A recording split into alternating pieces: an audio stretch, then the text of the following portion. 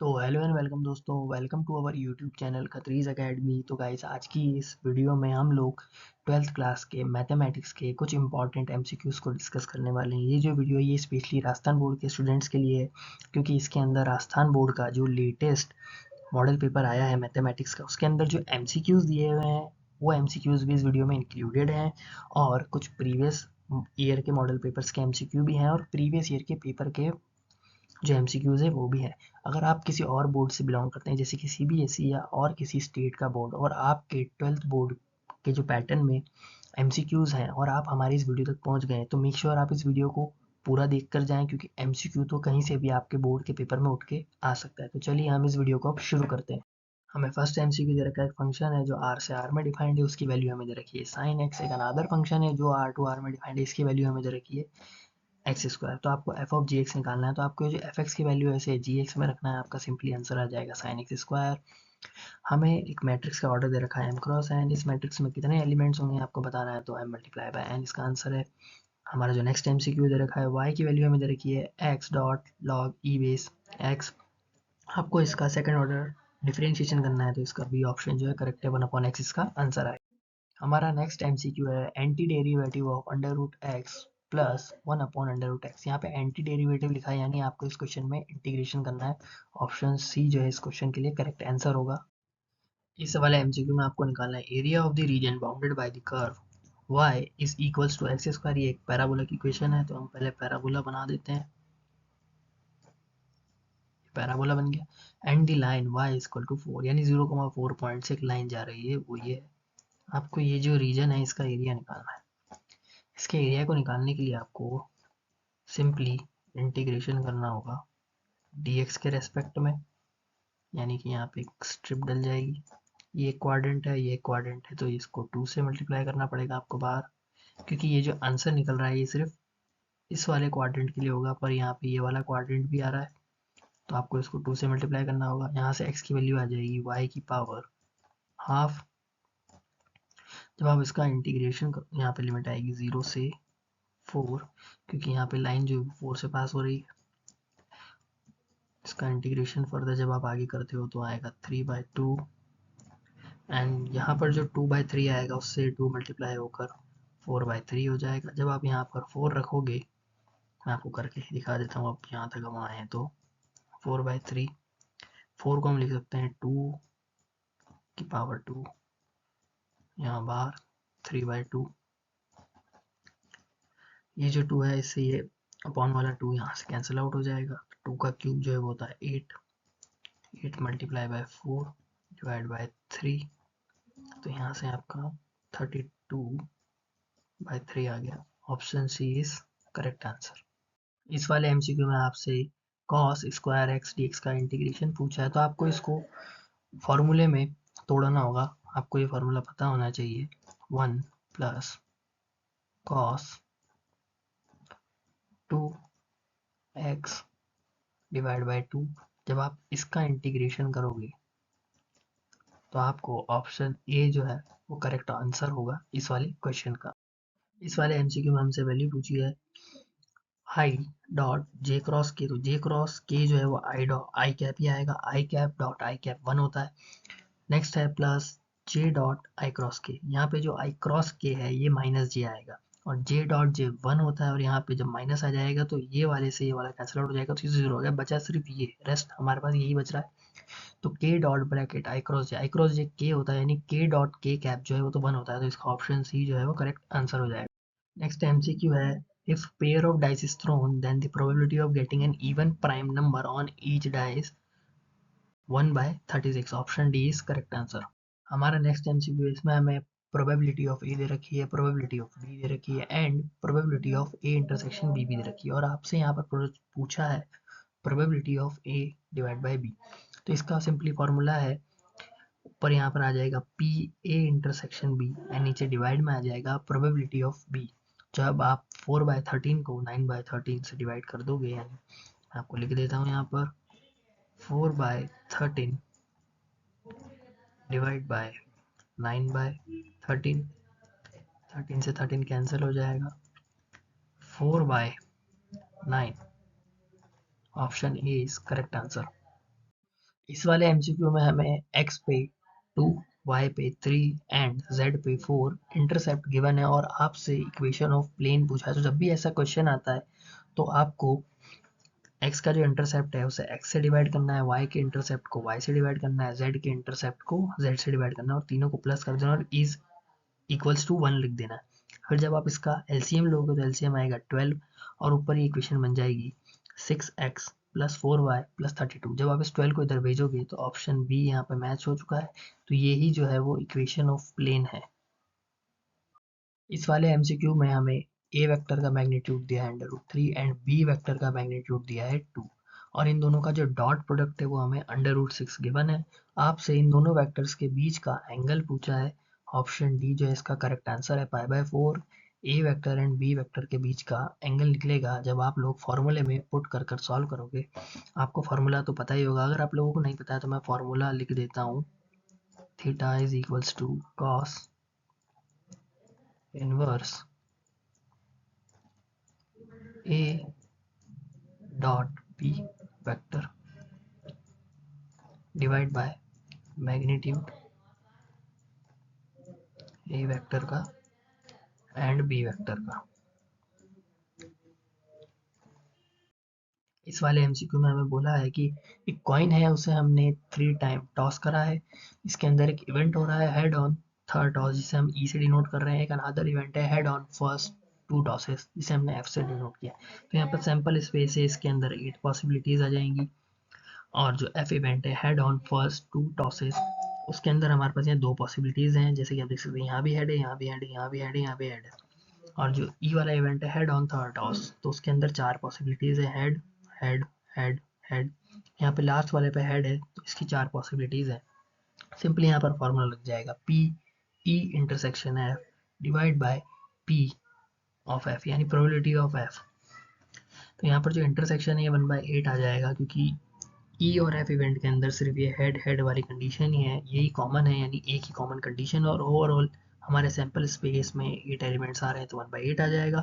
Probability of F तो यहाँ पर जो सैंपल स्पेस बनाया हमने एफ वाले इवेंट का इसके अंदर 2 है और जो ओवरऑल हमारा सैंपल स्पेस है ये 8 है तो 2/8 1/4 यहाँ पर आ जाएगा। जैसे आप यहाँ पर वैल्यूज पुट कर देते हैं तो ऑप्शन बी इस करेक्ट आंसर 1/2 आपका इस वाले एमसीक्यू का आंसर आएगा। इस क्वेश्चन में हमें दे रखा है if 2x plus 8y is equals to sine x then dy by d x. तो ऑप्शन बी इसका आंसर आएगा। आपको सिंपली इसका डिफरेंशिएशन करना है। यहाँ पर dy बाई डी एक्स वाली फॉर्म बन जाएगी और इधर डिफरेंशिएशन हो जाएगा साइन एक्स का जो cos x होगा यहाँ पर सिर्फ 2 बचेगा। जब ये 2 उधर जाएगा तो cos x माइनस 2 होगा और यहाँ पर जो dy बाई डी एक्स उसके मल्टीप्लीकेशन में यहाँ पे एक 8 होगा वो 8 नीचे डिवाइड में चल जाएगा। तो option B is correct answer cos x minus 2 whole divided by 8। तो हमारे नेक्स्ट एमसीक्यू है area of the region bounded by this circle. यहाँ पे सर्कल की इक्वेशन है x square plus y square is equals to 9 in the first quadrant is. तो आपको इस फर्स्ट क्वाड्रेंट का जो एरिया है वो बताना है जो इस इक्वेशन से बनेगा सर्कल की। तो इसमें option C is correct answer 9π/4। Next MCQ है in which of the following interval is y is equals to x square multiply by e to the power minus x increasing. तो कौन से interval में ये increasing आपको बताना है तो option D is correct answer.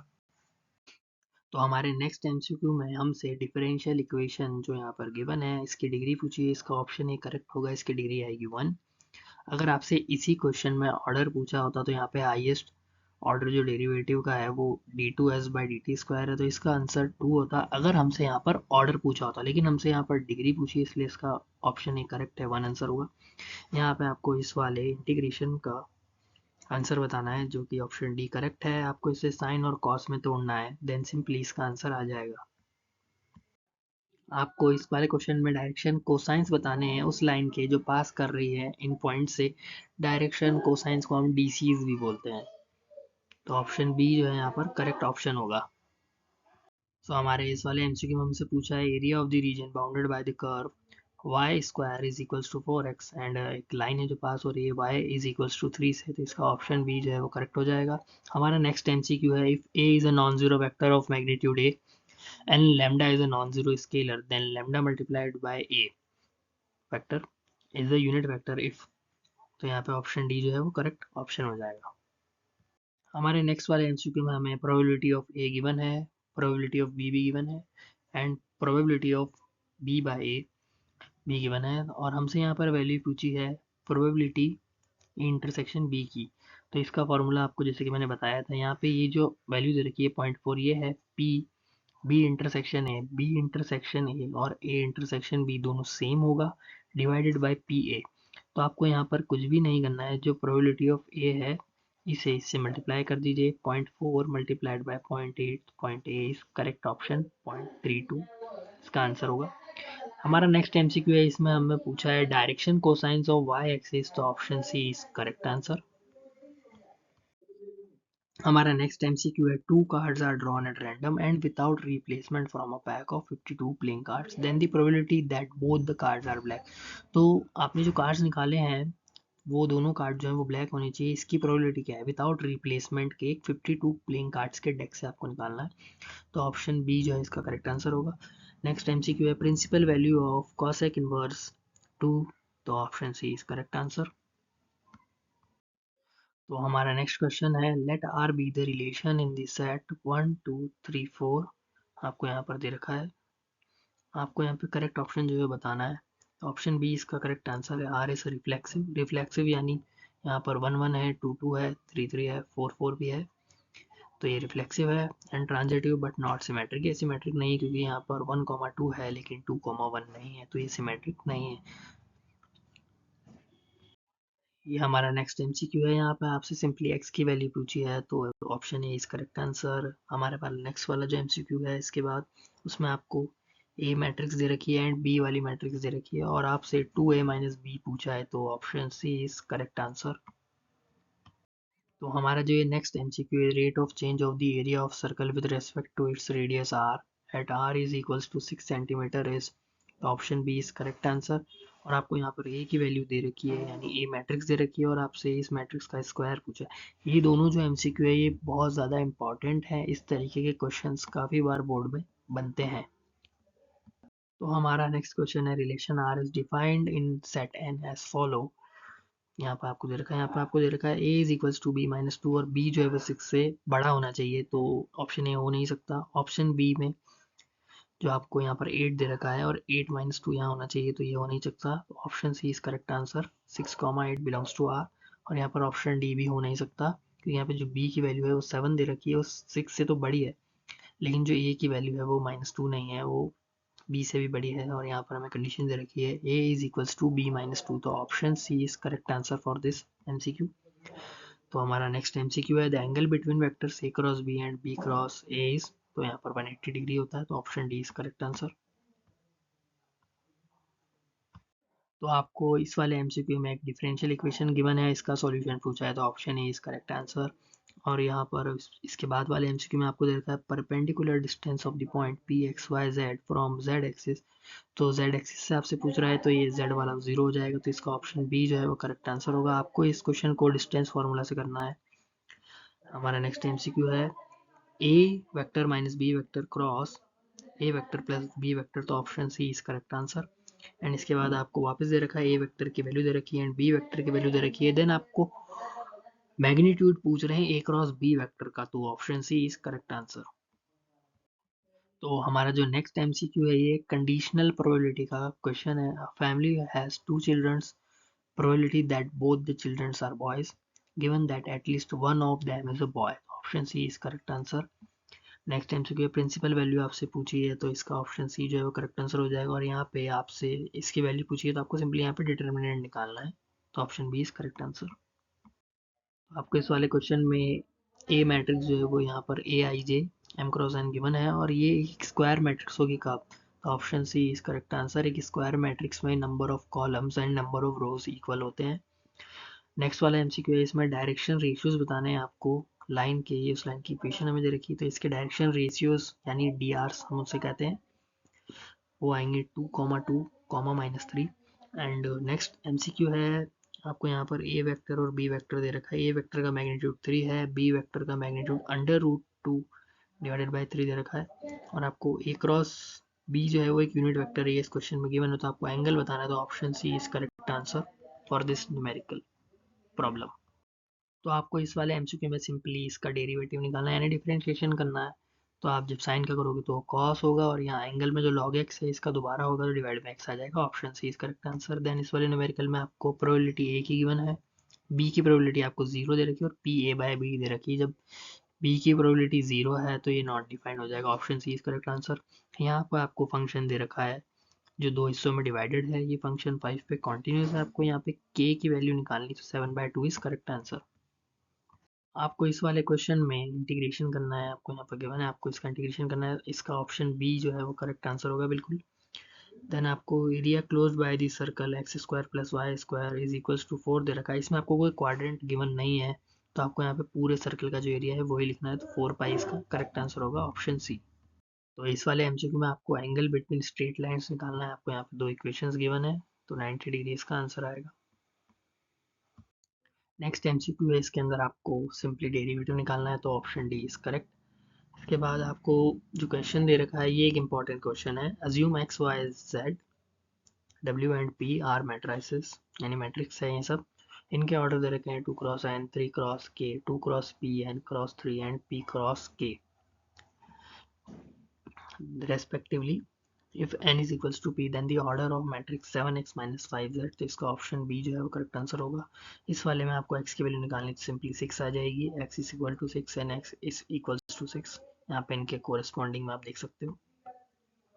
Again एक प्रोबेबिलिटी का क्वेश्चन आपको दे रखा है, इसमें e और f जो है वो इंडिपेंडेंट इवेंट्स हैं, तो इसका ऑप्शन ए जो है करेक्ट आंसर होगा। फिर इसके बाद वाले क्वेश्चन में आपको दे रखा है a and b two events such that probability of a by b is equals to probability of b by a not equals to 0। तो ये कब पॉसिबल हो सकता है, जब probability of a is equals to probability of b हो।